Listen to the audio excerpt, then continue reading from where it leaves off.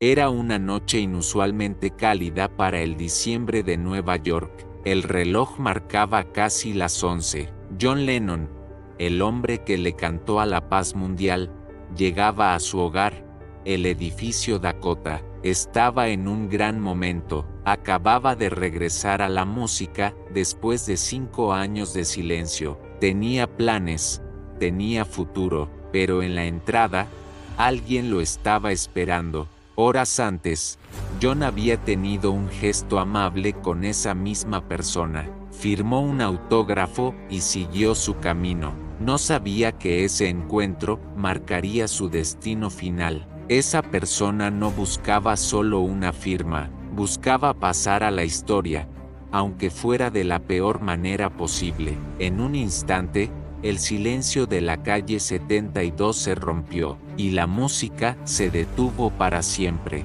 Hoy, en Detrás del Icono, no solo vamos a recordar su partida, vamos a entender por qué ciertos sectores lo consideraban una amenaza, cómo sobrevivió a la presión extrema de la fama global y qué pasó realmente en la mente de quien decidió apagar su luz. Esta es la historia del soñador que nunca despertó. Para entender el final de John, hay que comprender de qué estaba huyendo. En los años 60, John Lennon no era una persona común, era patrimonio público. El fenómeno fan no era solo éxito, se sentía como una prisión. John contó después que vivían aislados en habitaciones de hotel, sin poder abrir las ventanas, rodeados de seguridad. Si intentaban salir, la situación se volvía incontrolable. Esa presión lo llevó a decir una frase que casi acaba con su carrera, comparando la popularidad de su banda con figuras históricas y religiosas. Fue un comentario sobre la cultura, pero en muchos lugares se tomó como una ofensa grave. Hubo protestas públicas, rechazo masivo y situaciones que pusieron en riesgo su integridad.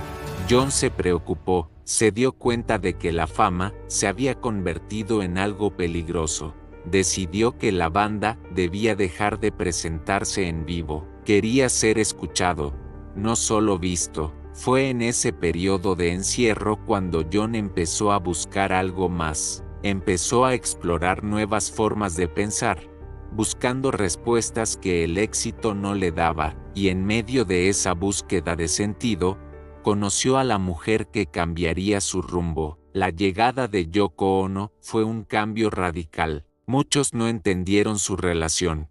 La prensa fue dura con ella, culpándola de los cambios en la banda, pero para John, ella fue clave. Le enseñó que podía usar su voz para causas sociales. John dejó atrás su imagen anterior y se convirtió en un activista por la paz, y eso llamó la atención de las autoridades. A principios de los 70, John se mudó a Nueva York y empezó a manifestarse contra los conflictos internacionales. Esto no gustó nada a los altos mandos del gobierno de la época. Creían que John tenía demasiada influencia en la juventud. Así comenzó una vigilancia discreta. Se abrieron expedientes sobre él. Hubo intentos legales para que abandonara el país durante años. John vivía con la incertidumbre constante de ser obligado a irse del lugar que había elegido como hogar.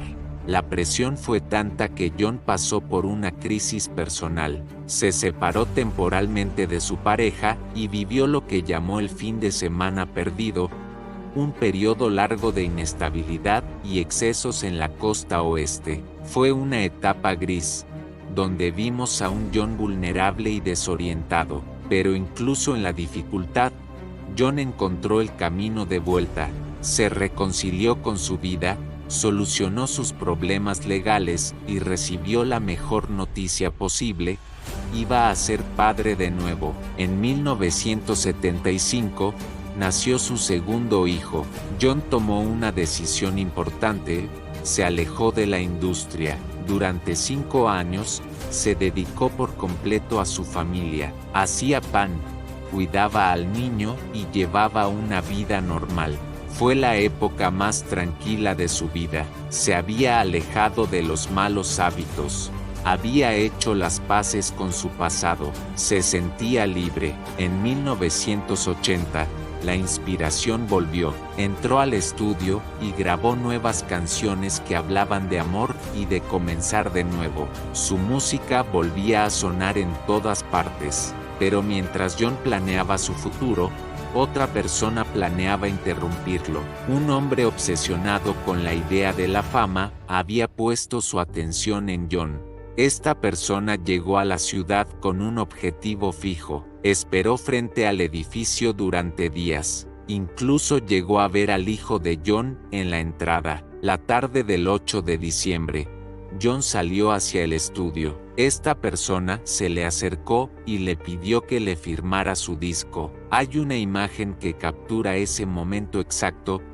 John siendo amable con quien, horas más tarde, causaría la tragedia. Es una imagen que hoy se ve con mucha tristeza. Esa noche, John decidió regresar temprano a casa para ver a su hijo antes de dormir.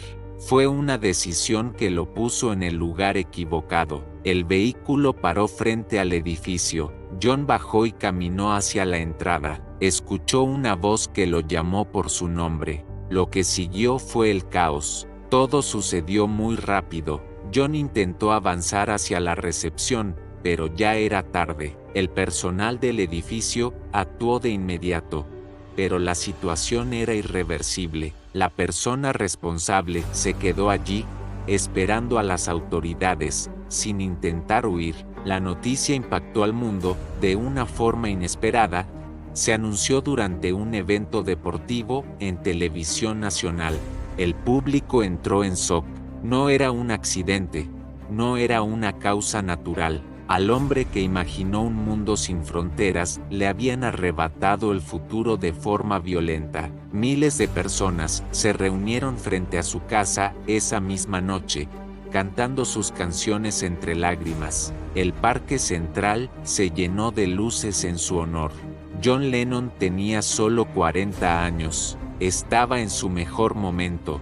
Nos quedamos sin saber qué habría opinado sobre el mundo actual o qué música habría creado, pero quien intentó apagarlo fracasó en su objetivo principal. Quería notoriedad, pero hoy su nombre se evita, mientras que las canciones de John se siguen cantando en cada momento de esperanza.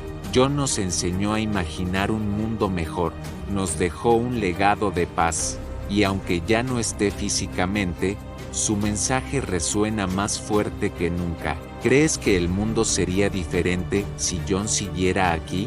¿Cuál es la canción que más te marca de él? Cuéntamelo en los comentarios. Si te ha emocionado este homenaje, dale me gusta y suscríbete a Detrás del Icono Televisión.